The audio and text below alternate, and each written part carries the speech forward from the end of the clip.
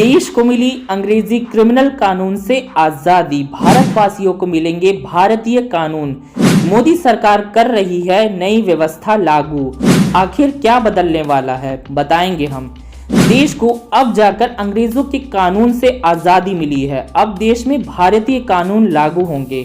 राष्ट्रपति द्रौपदी मुर्मू की मंजूरी मिलने के बाद 3 नए आपराधिक कानूनों ने पुराने कानूनों की जगह ले ली है। आइए जानते हैं इससे सभी भारतीय नागरिकों के लिए क्या बदलने वाला है।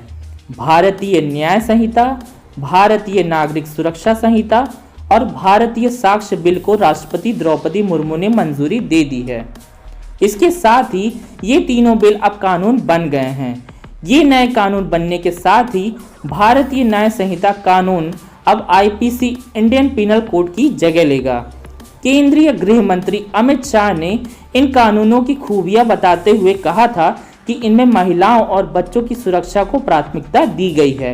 आईपीसी में पहले 511 धाराएं हुआ करती थीं, अब भारतीय न्याय संहिता बीएनएस में 358 धाराएं होंगी। वहीं सीआरपीसी की जगह लेने वाले बीएनएसएस में कुल 531 धाराएं होंगी।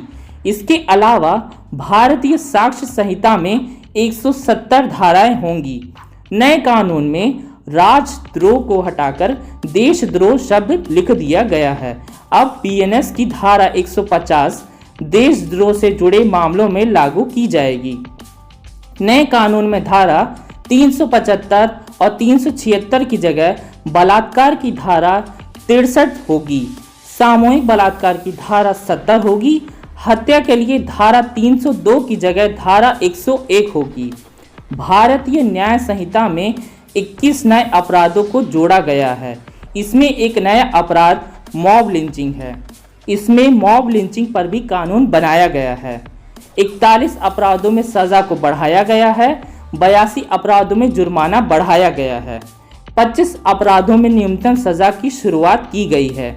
6 अपराधों में सामूहिक सेवा को दंड के रूप में स्वीकार किया गया है और 19 धाराओं को निरस्त किया गया है।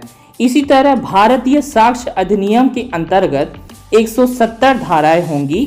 24 धाराओं में बदलाव किया गया है। नई धाराएं और उपधाराएं जोड़ी गई हैं।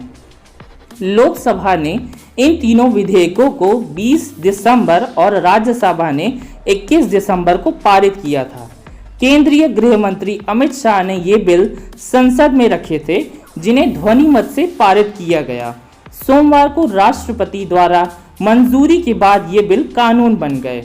इन बिलों पर चर्चा के दौरान केंद्रीय गृह मंत्री अमित शाह ने राज्यसभा में कहा था, मैं जो बिल राज्यसभा में लेकर आया हूं, उनका उद्देश्य दंड देने का नहीं है, उनका उद्देश्य न्याय देने का है। इन विधेयकों की आत्मा भारतीय है। व्यास, बृहस्पति, कात्यायन, चाणक्य, वात्स्यायन, देवनाथ ठाकुर, जयंत भट्ट, रघुनाथ शिरोमणि, अनेक लोगों ने जो न्याय का सिद्धांत दिया है, उसको इसमें कॉन्सेप्चुअल किया गया है। सरकार का मानना है कि ये कानून स्वराज की ओर बड़ा कदम है। गृह मंत्री का कहना है, स्वराज मतलब स्वधर्म को आगे बढ़ाना है।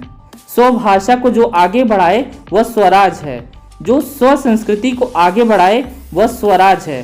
स्व शासन को जो प्रस्थापित करे वह स्वराज है। मोदी सरकार के मुताबिक यह कानून लागू होने के बाद तारीख पर तारीख का जमाना चला जाएगा। 3 साल में किसी भी पीड़ित को न्याय मिल जाए, ऐसी न्याय प्रणाली इस देश के अंदर प्रतिस्थापित होगी। हमें अंग्रेजों से आज़ादी तो मिल गई थी, लेकिन अफसोस की बात है कि आज़ादी के 75 साल हो जाने के बाद भी हमें अंग्रेजी कानून से आज़ादी आज तक नहीं मिली। अब भारत में अंग्रेजी नहीं, सिर्फ भारतीय कानून चलेगा। ब्यूरो रिपोर्ट, नई दिल्ली, TVM 24।